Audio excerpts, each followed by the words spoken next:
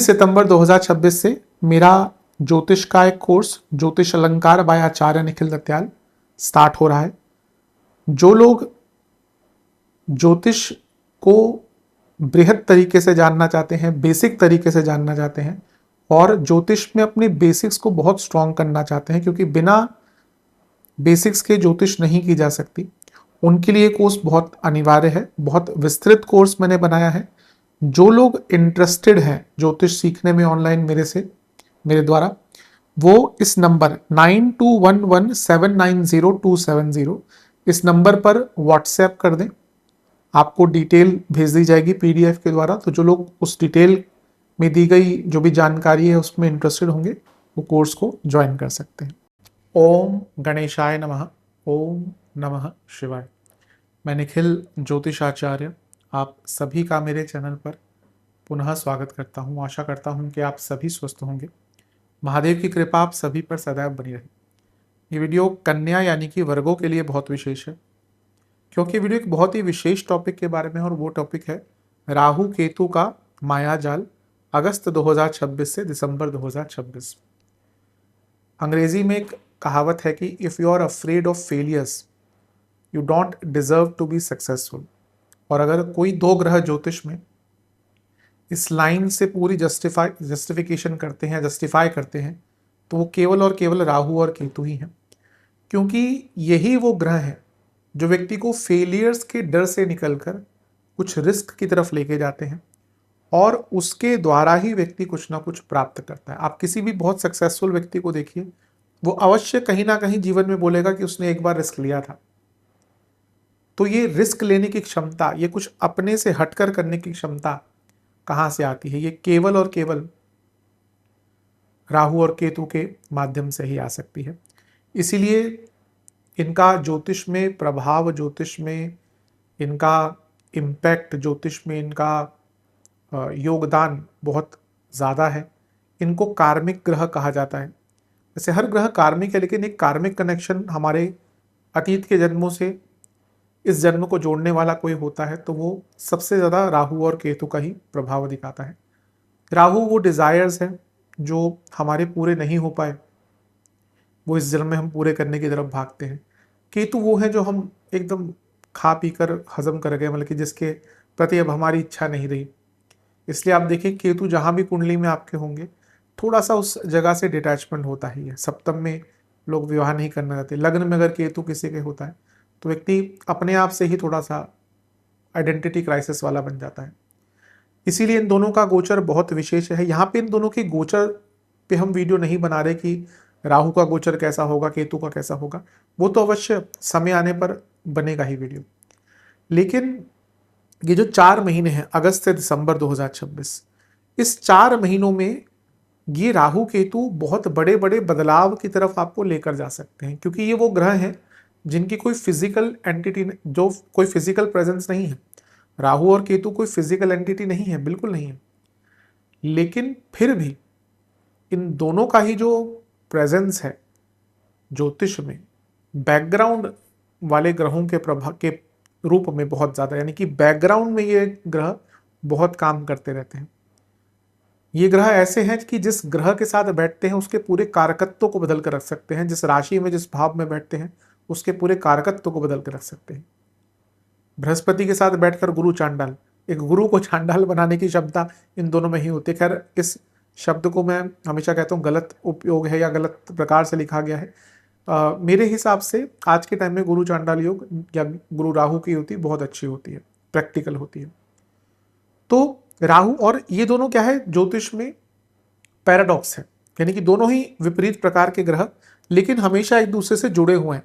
एक प्रकार की स्पाइनल कॉर्ड है ये आपकी कुंडली का या आपके ज्योतिष के जीवन का। जहां राहु इज एक्सपैंडर, वो एक्सपैंड करते हैं। Ketu is minimalistic. राहु बृहत है, बहुत बृहत, जिसका कोई सीमा ही नहीं। केतु मिनिमलिस्टिक है। इसलिए इन दोनों का प्रभाव बहुत ज़्यादा है जीवन में। और जैसा मैंने कहा, ये ग्रह अपने गोचर से पहले ही बहुत चीज़ें बदलना शुरू कर देते हैं, बैकग्राउंड बदलना शुरू कर देते हैं। ये एक्सिस है, तो कहीं ना कहीं जीवन की जो रूपरेखा है ना, वो थोड़ा शिफ्ट होना शुरू हो जाती है इनके गोचर से पहले। तो क्योंकि इनकी ऊर्जा बहुत ज़्यादा होती है, कभी कभी व्यक्ति कुछ गलत निर्णय भी ले सकता है, कभी कभी उसको कुछ लाभ भी मिल सकता है। तो इस वीडियो में मैं यही विवेचना करूंगा कि जो राहु केतु का गोचर होने वाला है दिसंबर में, उससे पहले 4 महीने किन किन चीज़ों पर ध्यान दें। मैंने इस वीडियो को थोड़ा डिफाइंड वे में बनाने के लिए इसको कुछ पार्ट्स में बांटा है। सबसे पहले हम चर्चा करेंगे राहु का उसका नाम होगा पाठ का राहु की माया, फिर केतु का ज्ञान, और फिर राहु केतु एक्सिस बदलाव की रेखा, इसकी भी हम चर्चा करेंगे। मैं हर बार बताता हूँ वीडियो में कि राशिफल अलग अलग नहीं बन सकते। लग्न राशि, आप बोले कि लग्न राशि से अलग बनाइए चंद्र राशि, ऐसा नहीं हो सकता। मेरे हिसाब से लग्न से देखना अच्छा है, बेटर है। इनकेस नहीं पता आपको लग्न राशि, तो चंद्र राशि से देख सकते हैं, मतलब जहाँ से आपको रेट रहता है वहाँ से देखिए। कई लोग जो राशिफल का सच में उपयोग करते हैं, वो उनका जो लग्न होता है वहाँ से भी देखते हैं और चंद्र राशि से भी देखते हैं। लग्न राशि सदैव आपका प्रैक्टिकल लाइफ दिखाएगी, चंद्र राशि इमोशनल लाइफ। तो मैं जानता हूँ कई लोग, क्योंकि मेरी कंसल्टेशन में बात होती रहती है, कई लोग जो रियली राशिफल गाइडेंस के लिए देखते हैं, वो सीरियसली देखते हैं और वो दोनों जगह से ही ऑब्जर्व करते हैं। लेकिन अगर आपको एक ही देखना है तो मैं हमेशा कहता हूँ लग्न राशि से देखेंगे तो अच्छा। शुरू करते हैं। तो सबसे पहले हम बात करते हैं राहु की माया के बारे में। राहु से ज़्यादा मायावी ग्रह तो कोई है ही नहीं नवग्रहों में। राहु की माया बहुत स्ट्रांग होती है। राहु, मैं हमेशा, मैंने बताया है कि मेरे हिसाब से ज्योतिष में अगर एक ग्रह सबसे बली है वो राहु है। राहु एक ऐसा ग्रह है जिस पर कई ग्रंथ लिखे जा सकते हैं। प्रॉब्लम यह है कि हमारे जो शास्त्र हैं, जो क्लासिक्स हैं, वो राहु केतु के बारे में बहुत मौन रहे हैं, बहुत ज़्यादा वर्णन रहा नहीं है उनका, क्योंकि जब वो लिखे गए थे तो राहु केतु का बहुत प्रभाव था भी नहीं। आज के टाइम में Rahu internet, social media, technology, इन सब के कारक हैं। तो ऑब्वियसली, और लालच, माया, तो अटैचमेंट्स, इन सब के कारक राहु हैं। तो इसलिए आज का टाइम है ना जब हम इजीली अटैच भी हो जाते हैं, हम लालच में एकदम घिर जाते हैं, हम रातों रात पॉपुलर होना चाहते हैं, रातों रात सक्सेस चाहते हैं। तो इसलिए आज के टाइम में राहु का रेलेवेंस बहुत है। जो क्लासिक्स हैं ज्योतिष के, बहुत कम वर्णन है राहु केतु का, लेकिन नाड़ी ग्रंथों में बहुत है। अब राहु पंचम की तरफ अग्रसर हो रहे हैं। ये दोनों उल्टे चलते हैं, ये ऐसे नहीं चलते, ये उल्टे चलते हैं। तो राहु पंचम की तरफ अग्रसर हो रहे हैं। पहली सबसे अच्छी चीज यह है कि राहु एक बुद्धिमान ग्रह है। तो आपकी क्रिएटिविटी, आपकी मेंटल कैपेसिटी बढ़ने वाली है और ऑलरेडी बढ़ रही होगी। आपने ऑब्जर्व किया होगा पिछले कुछ दिनों से, आप चीज़ों को बहुत ज़्यादा एनालाइज करना शुरू कर दिया होगा। आपने चीज़ों में बहुत ज़्यादा अपने माइंड को अप्लाई करना, आपको आइडियाज़ बहुत आना शुरू हो गए होंगे। तो सबसे पहले आपकी क्रिएटिविटी, आपकी आइडिया और आपकी चीज़ों को एनालाइज करने की कैपेसिटी, ये बहुत बढ़ने वाली है। बहुत अच्छा है। पंचम भाव सोचने का तरीका है। राहु का पंचम की तरफ अग्रसर होना यानी कि आपके पूरे सोचने का तरीका, आपका दृष्टिकोण, चीजों को जो आपने, अब शनि आपके लग्न को देख रहे हैं, तो आपने अपने आप को बहुत बांध लिया होगा, बहुत थाम लिया होगा। एक गाना था ना पहले, संभाला है कैसे मैंने अपने दिल को, वैसे ही आपने अपने आप को बहुत थाम के रखा होगा। अब वो समय है जब आपको रुकना नहीं है। अब आपका मन कह रहा होगा कि need to express myself. तो राहु धीरे धीरे करके आपके अंदर जो भी चल रहा था उसको एक्सप्रेस आपसे करवाएंगे, और अब धीरे धीरे करके आप उस तरफ अग्रसर होंगे। आपने अपने आप को बहुत सीमित कर लिया होगा, अपनी इच्छाओं को, अपनी जिज्ञासाओं को, अपनी वासनाओं को, अपने डिजायर्स को। नाउ इट्स द टाइम कि जहाँ पे आप उनके लिए थोड़े तत्पर रहें। होंगे, पूरे नहीं होंगे, क्योंकि यहाँ पे अभी हम केवल राहु की बात करें, केतु भी पिक्चर में आ जाते हैं क्योंकि 11वें घर में आ रहे हैं। लेकिन एटलीस्ट कि हाँ मेरी इच्छाएं हैं, मुझे उन पर काम करना है, वो आप अवश्य करना शुरू कर देंगे। आप में से कई लोगों का स्पेकुलेटिव मार्केट की तरफ ध्यान ज़्यादा शुरू हो गया होगा। आप में से कई लोगों ने कोई कोर्स सीखना शुरू कर दिया होगा, कोई स्पेकुलेटिव मार्केट्स के बारे में, इन्वेस्टमेंट के बारे में जानना शुरू कर दिया होगा। Well and good. ध्यान ये दीजिएगा कि Rahu is a tamasik planet. Rahu is full of tamasik energy and Rahu can be delusional. Rahu एक ऐसा ग्रह है जो डिल्यूजनल भी करता है, और राहु कभी कभी आपको इनसेटिएबल बना सकता है, यानी कि ना उसकी भूख खत्म नहीं होती। वेरी केयरफुल, क्योंकि अभी यहाँ पे जब हम राहु की बात कर रहे हैं, हम भूल नहीं सकते कि वो शनि की राशि में है, तो शनि का भी उन पर प्रभाव आएगा, और शनि पंचमेश होकर वक्री हैं। तो यहाँ पे अभी पढ़िए, सीखिए, समझिए, और जो रेगुलर इन्वेस्टमेंट करते हैं उनको मैं कहूँगा कि बहुत बड़े इन्वेस्टमेंट्स मत कीजिएगा। जब राहु पंचम में आ जाएंगे दिसंबर में, 7-6 दिसंबर को आ रहे हैं, 13 दिसंबर को शनि वक्री से मार्गी हो जाएंगे, then do your investments in a full flow manner. अभी के लिए डू नॉट, जो रेगुलर इन्वेस्टमेंट करते हैं बहुत बड़ी इन्वेस्टमेंट्स मत कीजिएगा। राहु का डिल्यूजन काम आएगा, राहु का जो तमस है, Rahu is always hunger for more. तो राहु की माया किस प्रकार से काम करती है? राहु की माया इस पर अधिकतम, जब राहु के प्रभाव में लोग लुटते हैं ना शेयर मार्केट में, उनको पहले बहुत बड़ा लाभ होता है। ये राहु का एक तरीका है लोगों को टेस्ट करने का, पहले आपको बहुत लाभ करवाएंगे, फिर आपको लगेगा अरे मेरा तो सिक्का जम गया, मेरा तो जहां मैं छू दूं वो सोना बन रहा है आजकल। बस राहु इसी प्रकार से व्यक्ति को भ्रमित करते हैं। तो मेरा ये रिकमेंडेशन है कि पहला जो लोग एंट्री कर रहे हैं जो भी मार्केट्स हैं इसमें, स्पेकुलेटिव मार्केट्स आदि, अभी थम जाइए, अभी रिसर्च कीजिए, do your investments at large scales after December. जो रेगुलर इन्वेस्टर्स हैं उनको भी कहूँगा कि रिस्क टेकिंग अपनी थोड़ा सा कम कर लीजिए। जहाँ मैंने बुद्धिमता की बात करी, जहाँ मैंने क्रिएटिविटी की बात करी, वहीं Rahu is also obsessiveness and overthinking. तो जिनकी कुंडली में चंद्रमा बुध खराब है, वो यहाँ पे क्रिएटिविटी के साथ साथ बहुत ओवर थिंकिंग की तरफ भी बढ़ना शुरू कर देंगे। तो आपको अपने आप को उससे थोड़ा सा बचाना है। रिलेशनशिप पर इसके दो प्रकार से प्रभाव आ सकते हैं। जब राहु अप्रोच कर रहे हैं पंचम को, तो थोड़ा डिससेटिस्फेक्शन ला सकते हैं जो लोग रिलेशनशिप में हैं। अभी आपको लगने लगेगा कि मेरे रिलेशनशिप में बहुत कमी है, किसी और के प्रति थोड़ा सा इंटरेस्ट ज़्यादा जाना जाना शुरू हो जाएगा। राहु का प्रभाव ही है। राहु क्या कहता है कि जो मेरे पास है वो काफ़ी नहीं है, शायद दूसरी जगह पर, शायद दूसरे की थाली पर थोड़ा सा ज़्यादा है। ये राहु की गाथा होती है। राहु जिसके बहुत बली होते हैं, लग्न में, 10वें में, 11वें में, ऐसे लोग हमेशा दे वांट मोर, उनके अंदर हंगर होती है कि ना और मिल जाए और मिल जाए, उनके पास दुनिया भर की चीज़ें होती हैं।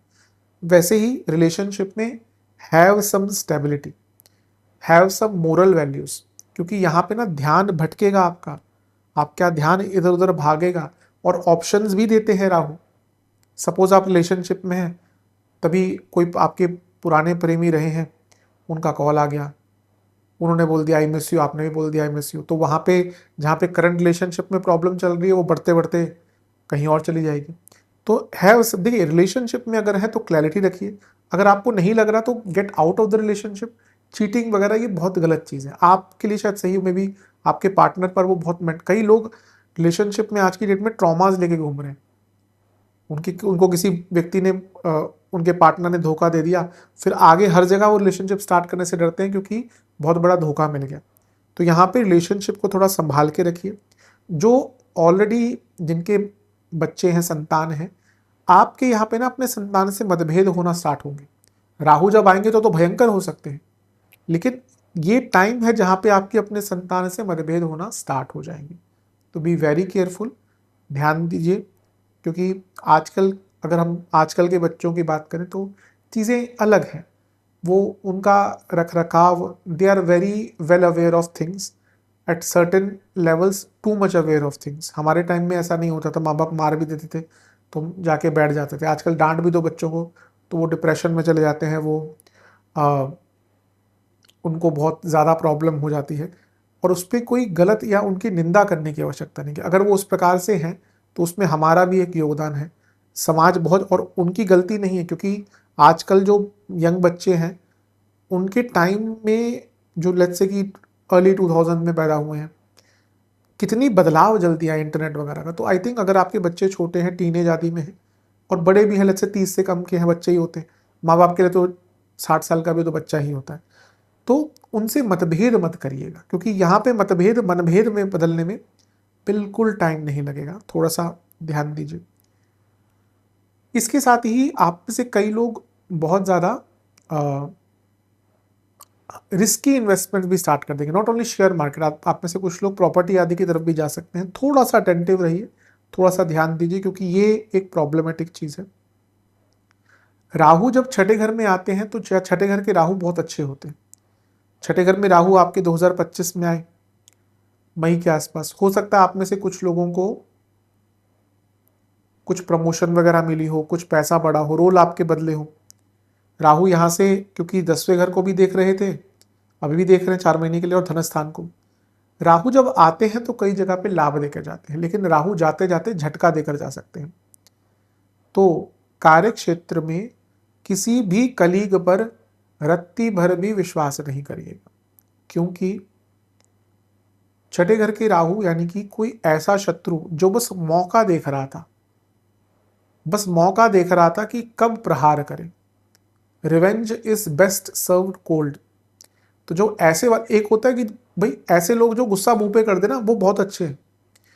जो व्यक्ति गुस्से को संभाल ले, आप या उसने बदला लेना ये सोच लिया कि भैया मैं जब टाइम आएगा तब बदला लूंगा, ऐसे लोग बड़े खतरनाक होते हैं। और इस समय ऐसा लग रहा है ऐसे आपके कई शत्रु हैं कार्य क्षेत्र में।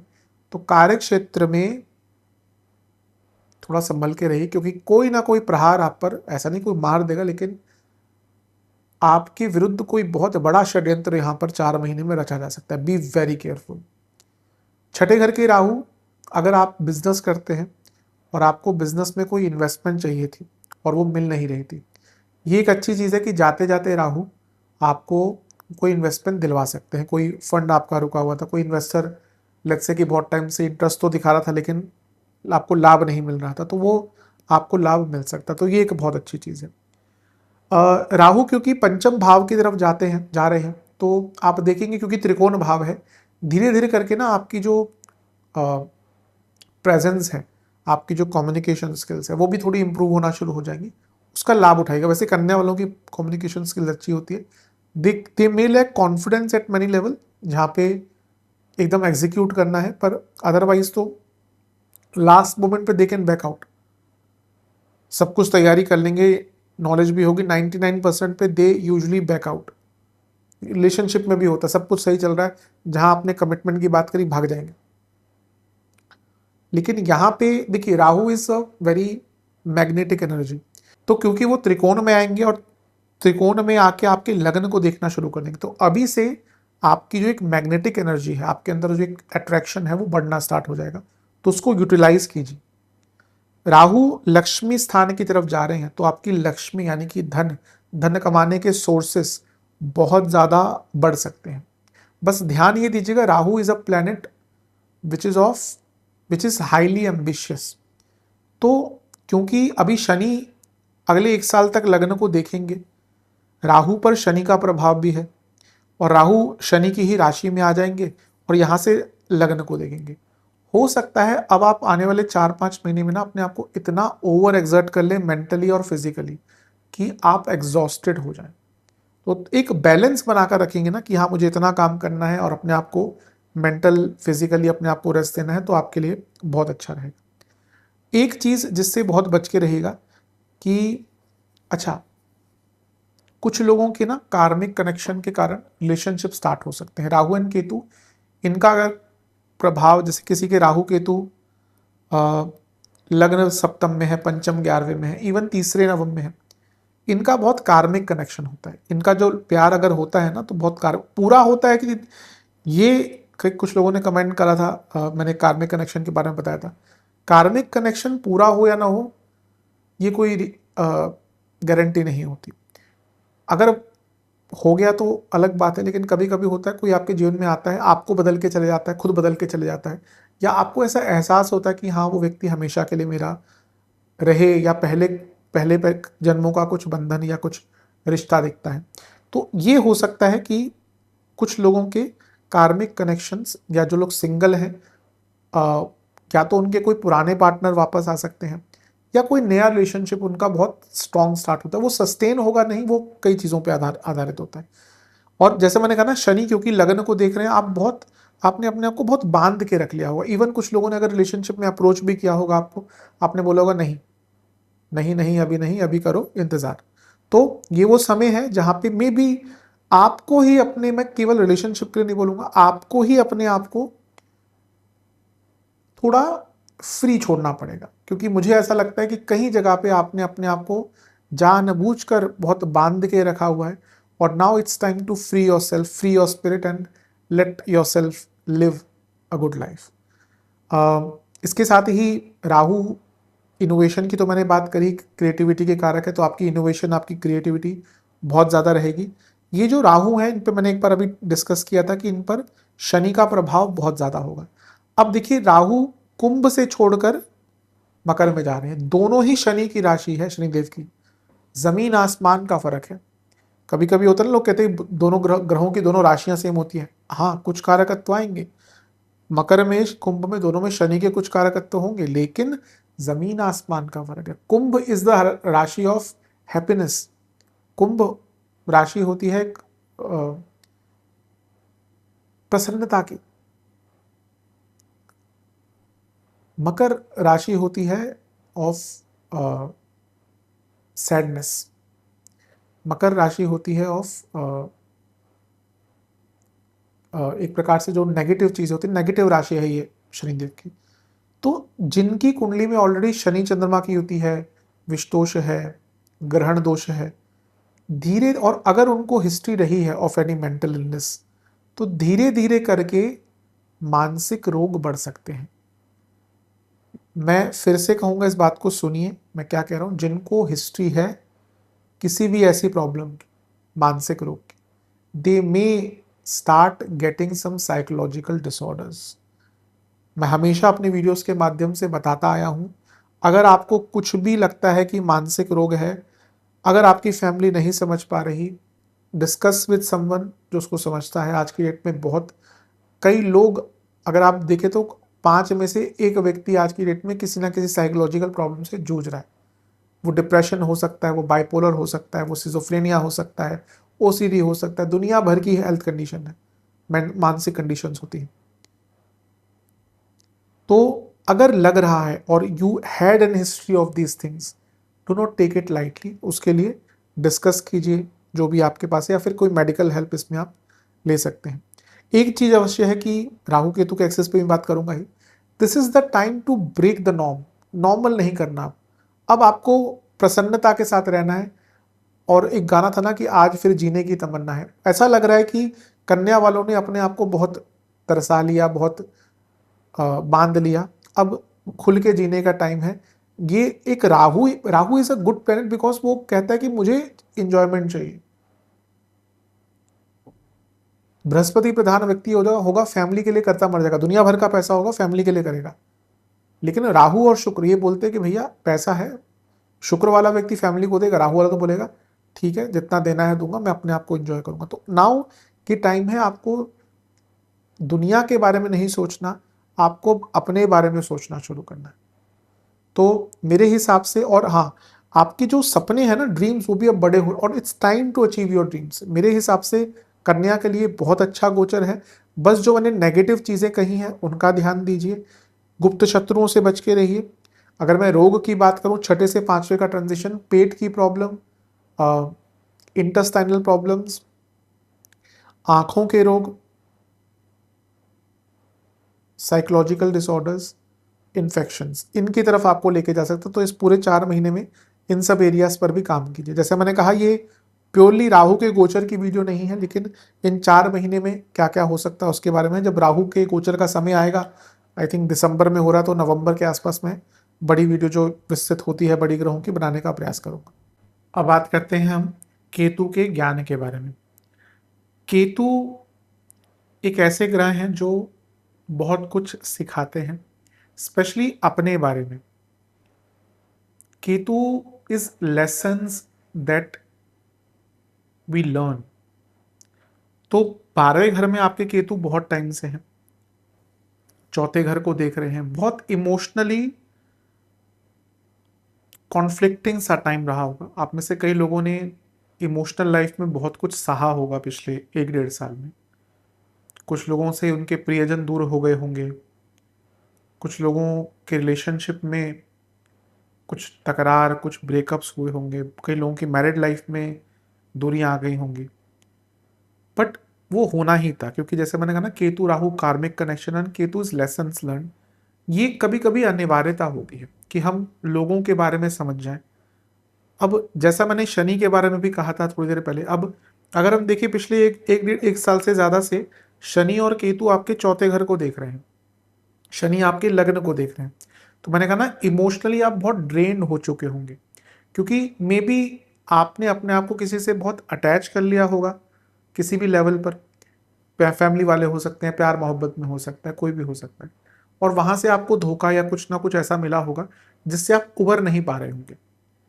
बट अब जब केतु आगे की तरफ अग्रसर हो रहे हैं, तो it's time for a new start. अब थोड़ा सा उन चीज़ों से निकलकर आगे बढ़िए और कुछ नया करने का सोचिए।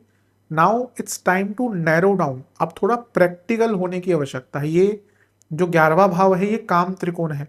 तो जब केतु यहाँ पे आ रहे हैं, अगर आप राहु की तरह 11वें घर में केतु प्रभाव नहीं देते, 11वें घर के Rahu is abundance of opportunities. 11वें घर के केतु अगर आपने नैरो डाउन नहीं किया तो प्रॉब्लम आएगी। तो अब सबसे इंपॉर्टेंट है, जो भी आपने इमोशनल लाइफ में सीखा सहा, प्रॉब्लम हुई, उसको भूलते हुए या उससे सीखते हुए आगे बढ़ने का प्रयास करना है। अगर उसी में आप पड़े रहे, उन्हीं चीजों में पड़े रहे, तो बहुत दिक्कत आ सकती है। केतु एक ऐसे ग्रह है विच इज द कारक ऑफ ट्रांसफॉर्मेशन। तो now it's time to be more practical. मैंने राहु के टाइम में भी कहा था, शनि देव का उदाहरण देते हुए, कि आपने अपने आप को बहुत बांध लिया होगा, आप अपने आप को एक्सप्रेस करने से डर रहे होंगे, आप अपने इमोशन से डर रहे होंगे। कई बार होता है कि व्यक्ति के जीवन में कुछ ऐसा हो जाता है कि वो किसी से अटैच होने से ही घबराता है। अब देखिए, जीवन पर्यंत तो ऐसे नहीं रह सकते। हाँ, अगर आपने संन्यास ले लिया है, आप उस उच्चतम कसौटी पर पहुंच गए हैं जहाँ पे आपके लिए कुछ मैटर नहीं करता, तो अलग बात है। लेकिन अगर आप अभी भी वैराग्य से बहुत दूर हैं, तो कहीं ना कहीं ह्यूमन कनेक्शन, ह्यूमन टच चाहिए होता है। तो now it's time to express yourself, accept कि आपके जीवन में किस चीज़ की आवश्यकता है, और उस हिसाब से आगे बढ़िए। हो सकता है क्या होगा ही, आप बहुत अकेला महसूस कर रहे हो, एक्सट्रीम आइसोलेशन, क्योंकि शनि लग्न को और चौथे घर को देख रहे हैं, केतु चौथे घर को देख रहे हैं। इमोशनली एक्सट्रीम आइसोलेशन के थ्रू आप गए होंगे। लेकिन अब वो समय है जब आपने जो भी उससे सीखा है, उससे निकलकर एक नया जीवन आपको स्टार्ट करना है। आध्यात्मिक विकास हुआ होगा। अध्यात्म से ऐसा नहीं कि अध्यात्म से सन्यासी आता है। अध्यात्म, एक व्यक्ति अगर आध्यात्मिक है ना, वो अपने जीवन में भौतिक सक्सेस भी प्राप्त कर सकता है। कई लोग जो बड़े बड़े ओहदों पर बैठे हुए हैं, आध्यात्मिक होते हैं। कई लोग जो बड़े बड़े संस्थानों को चलाते हैं, बड़ी बड़ी पोस्ट पे हैं, आध्यात्मिक होते हैं, क्योंकि आध्यात्मिकता से बेस आता है, जीवन में जो एक स्ट्रेंथ होती है वो आती है। तो मेरे हिसाब से तो ये बहुत अच्छा योग है आपके लिए। इसका उपयोग कीजिए, अपने जीवन की जो ट्रांसफॉर्मेशन है उस पर काम करना शुरू कर दीजिए। Ketu is a planet which is silent destructor. आपने कहीं ना कहीं पिछले 1-1.5 साल में अपने आप को ही डिस्ट्रक्ट करना शुरू कर दिया होगा, दूसरी चीज़ों के कारण, दूसरे लोगों के कारण। तो now this is the time to change that. केवल अपने बारे में सोचना शुरू कर दीजिए। केतु राहु की तरह बृहत नहीं है। तो अगर अब केतु का आपको लाभ उठाना है, तो आपको एकदम सटीकता से आपको आगे बढ़ना पड़ेगा कि हाँ, मुझे ये 2-3 चीज़ों में ही अपने ध्यान को लगाना है, मुझे 20 चीज़ों में अपने मन को नहीं लगाना। अगर ये नहीं कर पाए तो केतु थोड़ा प्रॉब्लम दे सकते हैं। सडन चेंजेस आ सकते हैं। अब एक चीज़ से बचना है कि जब केतु 11वें घर की तरफ बढ़ते हैं ना, तो व्यक्ति का, उसका जो सोचने का तरीका है, उसकी जो डिज़ायर्स है, वो एकदम बदलना शुरू हो जाती है। तो रेदर देन कि आप उस पर एकदम काम करना शुरू कर दें या एकदम उस इच्छाओं के वशीभूत हो जाएं, थोड़ा टाइम दीजिएगा। तो 4 महीनों में थोड़ा अपने बारे में समझना शुरू कीजिए, अपने आप को खोलना शुरू करिए, अपने आप को एक्सप्रेस करना शुरू करिए। केतु रिसर्च के सबसे बड़ा ग्रह हैं, तो अभी तो 12वें घर में थे, तो जो लोग रिसर्च करते ही हैं उनको तो लाभ मिला ही होगा, लेकिन आपको अपने बारे में रिसर्च करने का बहुत मौका मिला होगा। तो अब जब केतु ने रिसर्च करवा लिया, now it's time to work on that research, क्योंकि 11वां भाव क्या है, धन का है, लाभ का है। तो जो भी आपने सीखा है, जो भी आपने किया है, उसका प्रैक्टिकल यूज और प्रैक्टिकल एप्लीकेबिलिटी और प्रैक्टिकल लाभ अब प्राप्त करने का समय आपका आ गया है। मेरे हिसाब से एक ऐसा समय है जहाँ पे आपको किसी चीज़ में मास्टरी करने के बारे में सोचना चाहिए। ये वो टाइम चला गया कि आप ये भी करना है वो भी करना है। अगर आपने इस केतु का लाभ उठाना है तो अब किसी चीज़ में परफेक्शन के बारे में सोचना शुरू कर दीजिए, अन्यथा ये केतु आपको बहुत ज़्यादा तंग कर सकते हैं। केतु धीरे धीरे करके ना अटैचमेंट्स को दूर करते हैं। अब जब तक 12वें घर में केतु है तो व्यक्ति का बिल्कुल भी अटैचमेंट नहीं होता, वो किसी से अटैच हो ही नहीं पाता। लेकिन अब जब केतु 11वें की तरफ जा रहे हैं, राहु 5वें की तरफ आ रहे हैं, देखिए, एनालाइज कीजिए कि भाई कोई तो व्यक्ति होगा जिसने आपकी तरफ स्नेह भाव दिखाया होगा, आपकी तरफ प्यार दिखाया होगा, आपको रिस्पेक्ट करी होगी, आपके लिए अच्छा सोचा होगा। क्योंकि आज के टाइम में ऐसे ऐसे लोग, ऐसी दोस्तियां बहुत रेयर होती हैं, ऐसे संबंध बहुत रेयर होते हैं कि जो किसी किसी लालच से नहीं, पर केवल आप जैसे व्यक्तित्व है आपका, उसके कारण आपसे जुड़े हुए हैं। अधिकतम आप देखेंगे लोग किसी कारण से किसी के साथ जुड़ते हैं, वो प्यार मोहब्बत हो, विवाह हो, कार्मिक कनेक्शन जो मैंने बात करी थी बहुत रेयर होता है।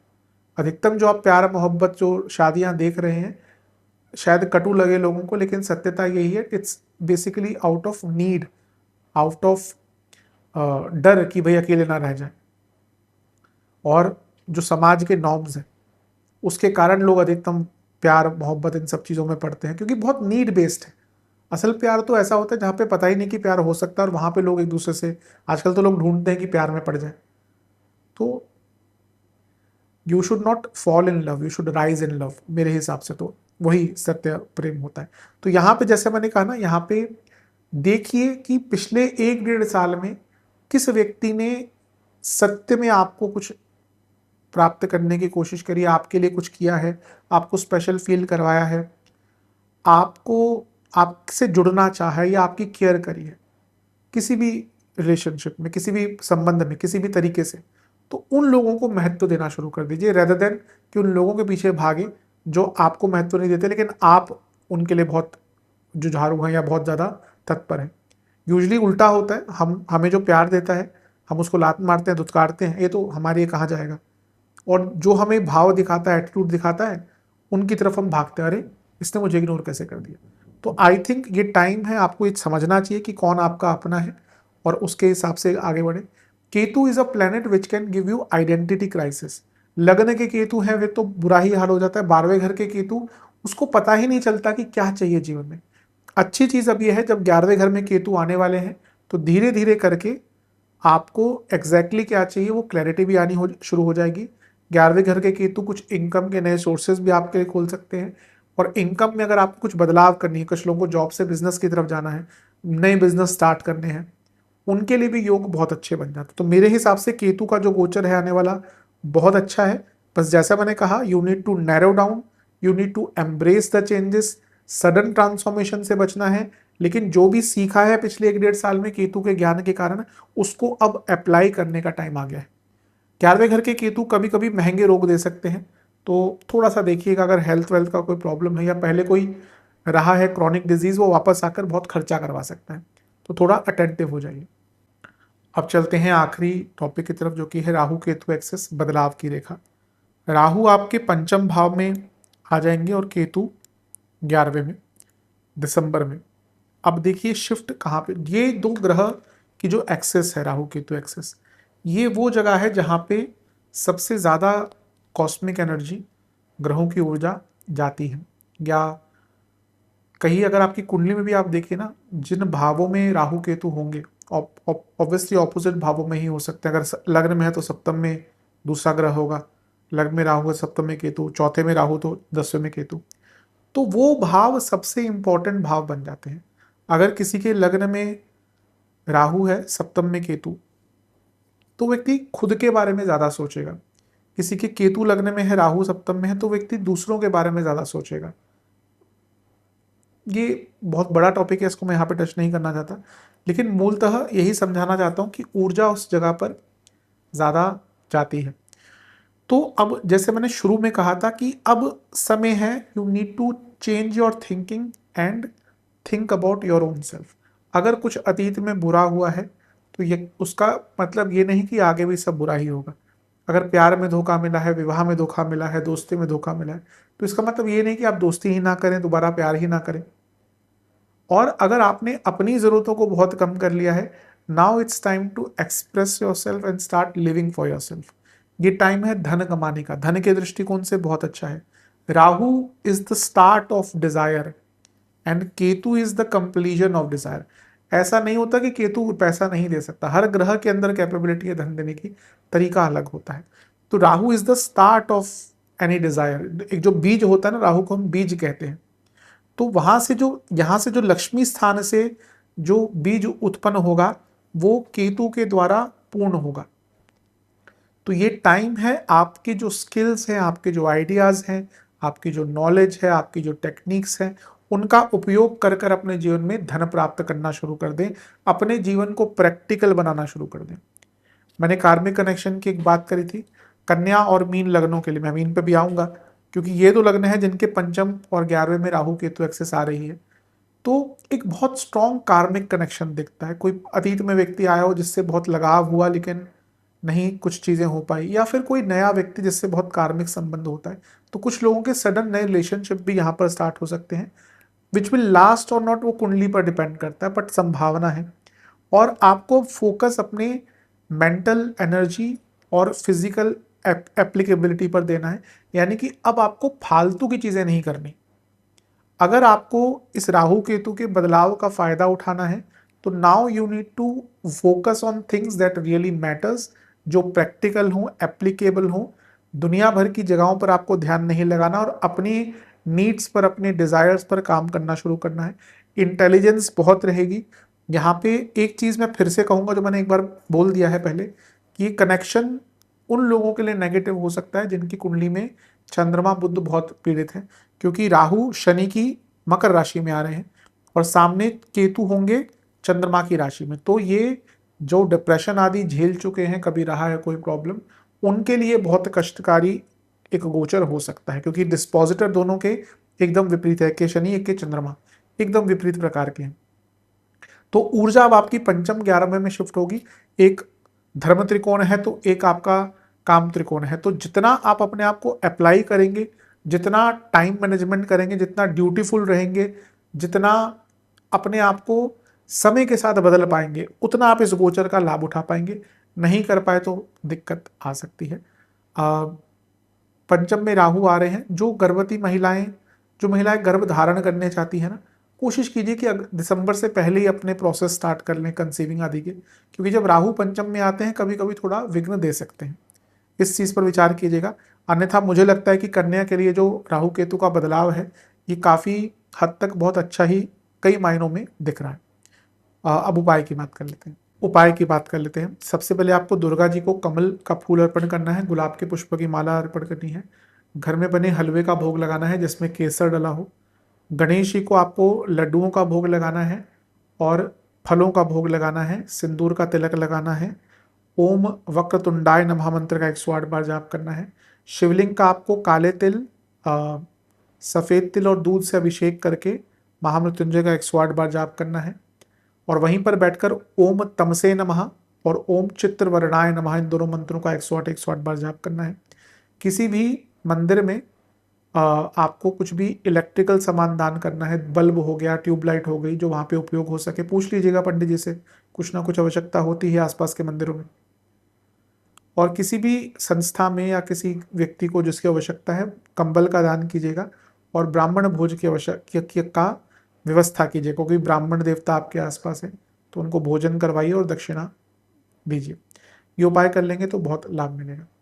आशा करता हूँ वीडियो काम आएगा। चैनल पर सब्सक्राइब कीजिए, वीडियो को लाइक कीजिए। मिलता हूँ अगली वीडियो में, तब तक के लिए ओम नमः शिवाय।